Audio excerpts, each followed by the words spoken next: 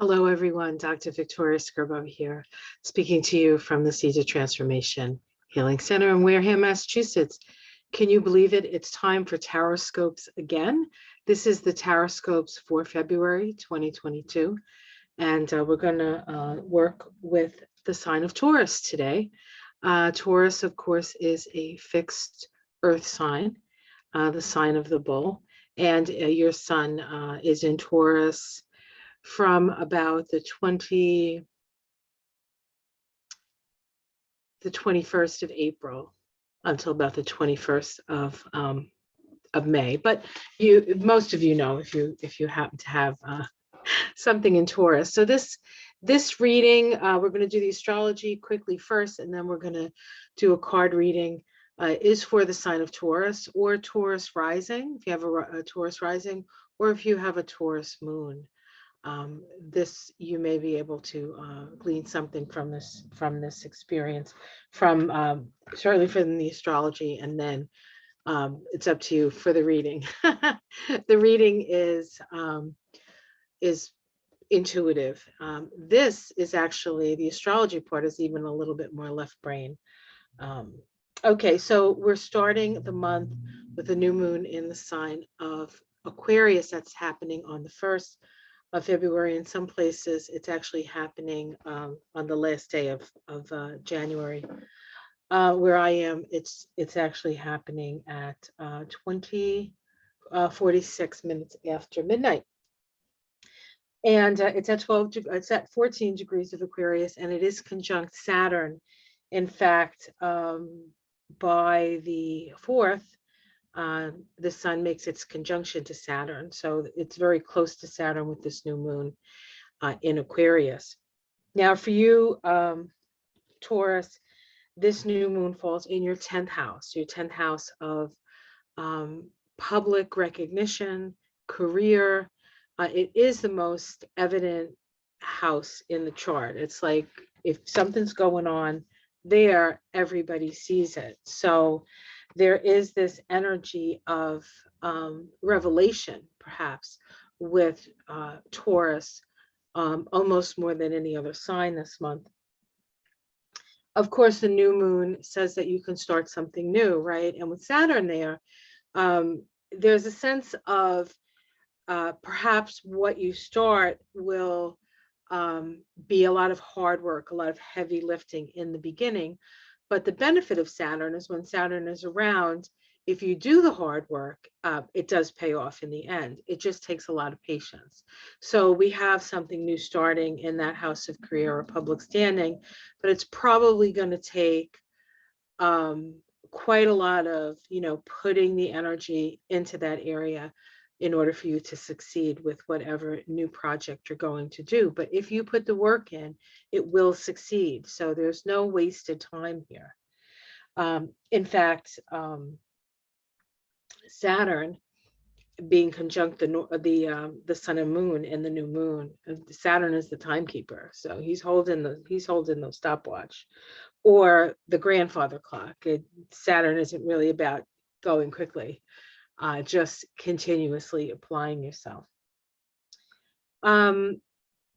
So we have this with the first week of February. We have a lot of energy in that 10th house for you. The second week, which goes from the 6th to the 12th, we do have the first quarter moon. That's the crisis in action moon. So we feel the need to take an action with the sun, of course, still in Aquarius and the moon in Taurus. So you have that moon in your first house now. And so you're going to feel emotional. You're going to feel like your emotions are like right up front as you put the energy into what it is that you've planted on that new moon. On the same day, we have a trine between Mars and Uranus. Uranus is an energy of revolution, rebellion, freedom from the known. And with Mars coming along and making a trine to Uranus from Capricorn, right? Mars is in Capricorn. Mars likes being in Capricorn. Uranus doesn't really like being in Taurus, but it's there. So it'll work with what it has. And so Mars opens up this sort of line of energy, right, to the energy of change and transformation. And this is Mars is in your ninth house now. So you're exploring the big picture. Maybe you're exploring some metaphysical things, or some astrology, some numerology, some Kabbalah, whatever it is that you want to study. You're putting yourself into it. And what it's doing is it's really transforming you. And this is an opportunity for that energy to really sort of change you at a very, very primary level.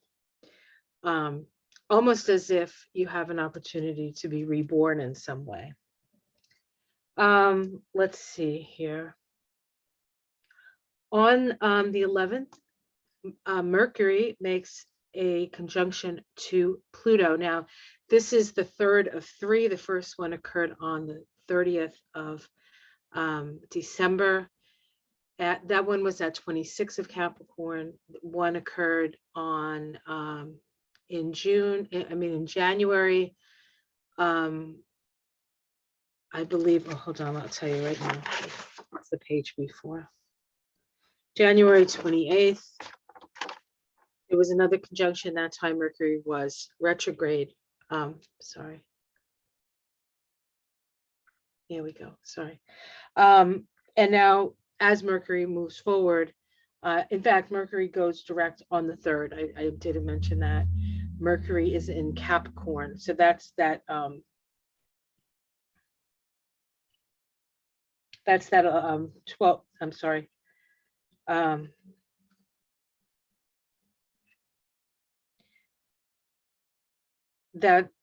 Okay, so Mars wasn't in the house of education, I was wrong about that. Mars trine Uranus. No, Mars, I'm sorry, Mars was in Capricorn. So I was right about that. Sorry, I got distracted. On the 11th, we have this the 3rd Pluto Mercury conjunction. It actually creates a yod with the South Node in Scorpio and the Moon in Gemini. It's very tight yod, and because it's happening when Pluto and Mercury are making that conjunction, puts a lot of energy, and the people are the moon in a chart like that, in a mundane chart. So there's I believe there's going to be some sort of revelation from the past that shifts people in a big way.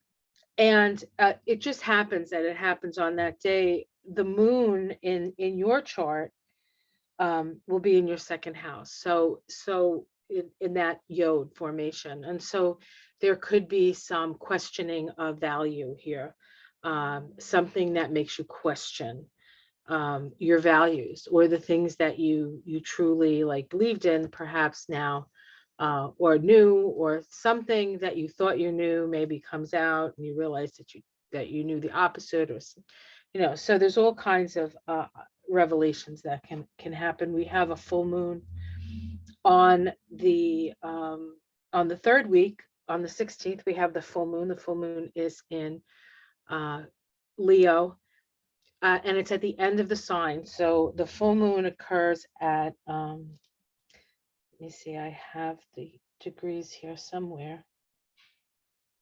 28 degrees of Leo, with the sun in 28 degrees of Aquarius. And so the full moon is a revelation of sorts. It is an illumination. And for Taurus, that is going to fall in your 4th and your 10th house. So it is the house associated with authority. It's the house associated with parental responsibilities, security, both physical security and emotional security. There could be a revelation in your family that you didn't know about that comes out. This could all be part of that revelatory process, I think, that Taurus is going to go through in the month of February. I think it probably has its roots in something from your childhood, perhaps, or something from a family. Something about the family comes to light for you, Taurus. We also have Venus and Mars making a conjunction. They come together to start their synodic cycle.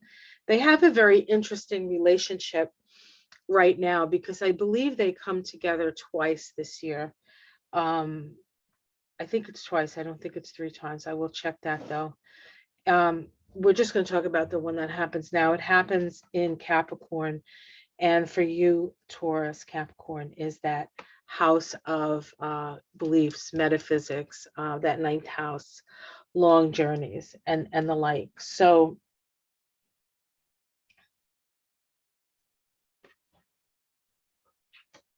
this can be a start of a new relationship with those things, or you may have a new relationship with somebody in that venue. Maybe you find a teacher or the like. But it really is this Venus Mars coming together is a balancing of the masculine and the feminine. And in Capricorn, especially now that Venus has just come out of her retrograde cycle,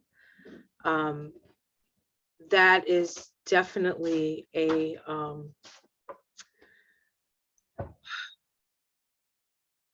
an opportunity to start a new way of relating.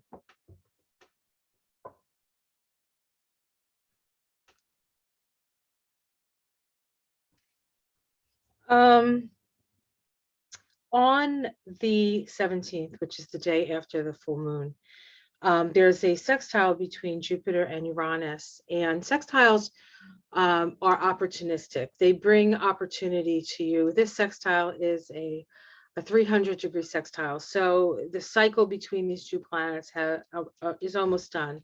There's only 60 degrees left to this cycle before it comes back together in a conjunction.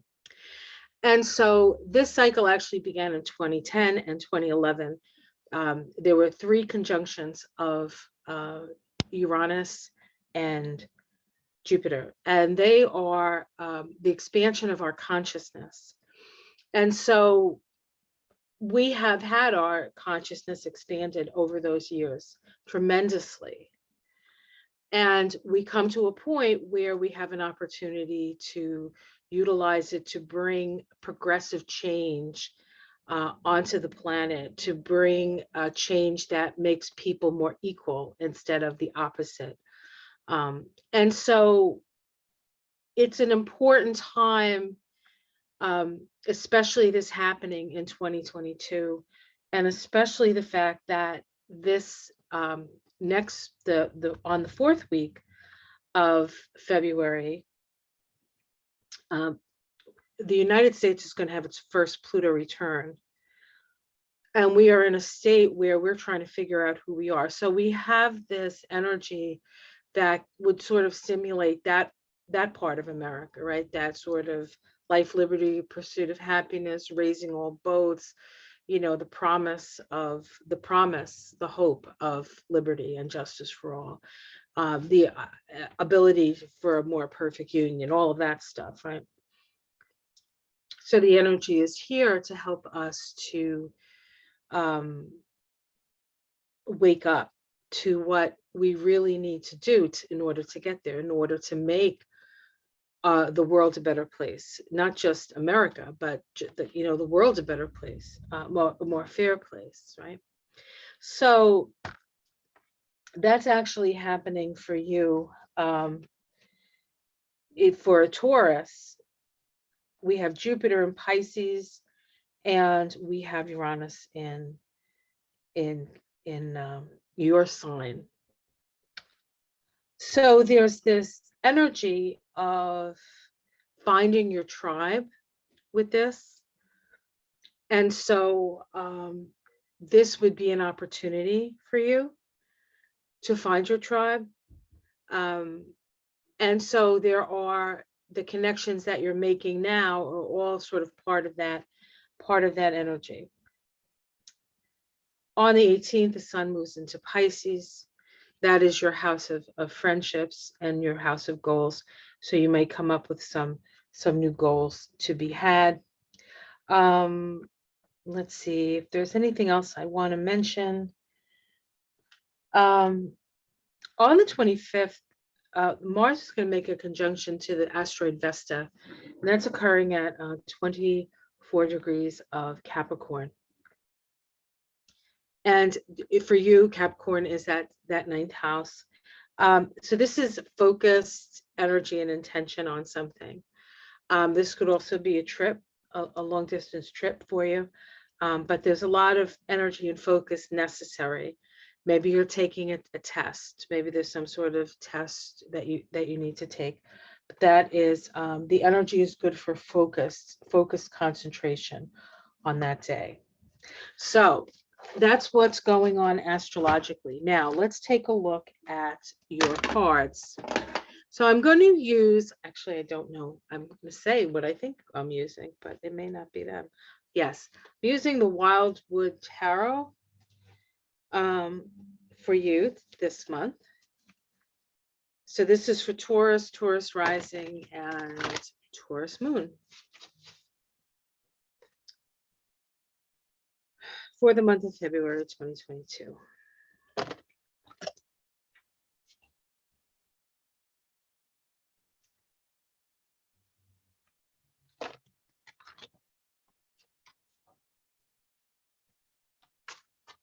Taurus, Taurus, Taurus. What's ahead for Taurus? February 2022.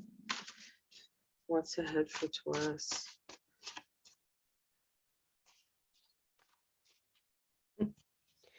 I just saw the picture of a jug. Like an old jug. Something that's been fermenting. I don't know if it's ready to drink, but saw a jug. I like one of those, you know, that you can play. Like, I guess the hillbillies played them in the hillbilly bands. I don't know what I'm talking about. In case you're a hillbilly, or if that's a really bad thing to say, I don't know. I grew up in New Jersey. We didn't really have any hillbillies in New Jersey. We had a whole nother thing going on there. Okay. Let's take a look. Taurus, what do we got here? Just make sure. Okay. We have the 10 of Pentacles. We have the 10 of Pentacles here. This is family. This is the strength of the family.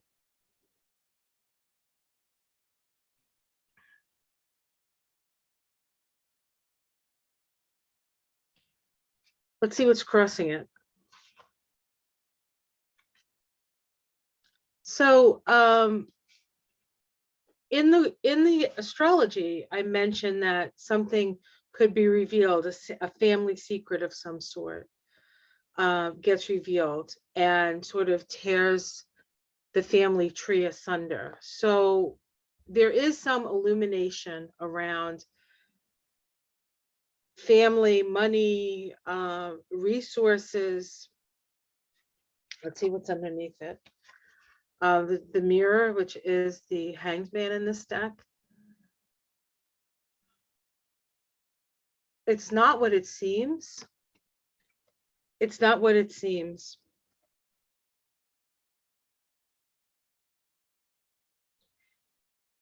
Perhaps it's seen as a big kerfuffle or a big tragedy or a big something like that, but ultimately that may not be. Its purpose isn't to harm or hurt, but to reveal something that needs to be revealed, with an understanding that sometimes things happen that are out of your control. So you don't want to utilize all your energy and all your vital force to something that you have no control over anyway. There's a certain amount of acceptance that has to come. We have the Three of Wands here called fulfillment. In this is really about coming to a place, being an actuated spiritual person already, having walked the walk and done the talk and worked the energy. So it's not like you haven't done the work. You've done the work, the spiritual work, the balancing work. We have the Seven of Cups in the sky. So this is sorrow, mourning. In this deck, it's more about mourning. In other decks, it's about illusions and delusions. And so on some level, you might have been deluding yourself about something, and the truth comes to reveal itself. And yet, let's see what the immediate. Okay, so we have the Five of Stones here, which is called endurance. Coming. This looks like somehow a financial tower moment, or where you felt most secure. You find that security is not there. However, you have the ability, you have the endurance. This is a temporary thing. What you're going through is a temporary thing. People see you as very skilled and able to deal with any eventuality that comes up. In your domestic situation, we have the Lovers card. We have the Lovers. The Lovers is about relationship, communication. It's about choices that are made. So there is a choice that needs to be made. This card is the 6, is the card of the universal year this year. So the Lovers is the card for the year 2022. And it's not just about coming together, but it's about the fact that the reason we come together is because we've been separated in some way. And so what has been separated will come together. But perhaps what has come together and been together for a while is going to separate. It's a choice is going to be made here. A choice is going to be made. The hopes and fears, instruction, the 10 of arrows in this deck. You hope that all that work that you did, all that spiritual work, it actually will aid you. Yes. And then we have the best card of all for this situation, the balance card, the healing card. This is true initiation. This is healing. It is a trial by fire. So it is going to take a lot of concentrated energy and focus to sort of walk the straight and narrow through this period of time. But it is a healing, and it's a testament. It's like, what it feels like to me, this reading is talking about, you've done so much spiritual work. Now the test comes. And on the other side of this test is the healing. It's like you really embody the lesson, and you really embody the level of vibrational, the level of vibration that you've reached, right? This is like a setting point for that. Like, you don't fall below it. So it's a healing thing. So we have the Ace of Arrows, which is the Ace of Swords in this deck. So this is an action.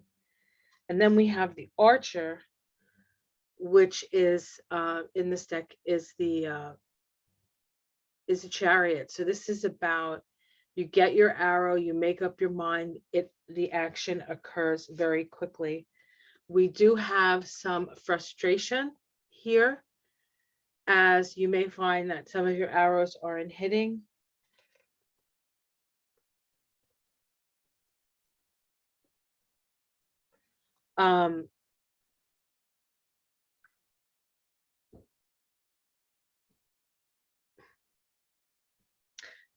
But This is about divine protection as well. In this deck, I see this as divine protection. This piece is protected from the arrows, the slings and arrows. They have a way of getting through and getting past. So what I want to say is I think it may be close, but on the other side of this, you definitely there's some close calls, but you're going to make it. You're going to make it, and those people aiming at you are not going to hit you. The slings and arrow of life are going to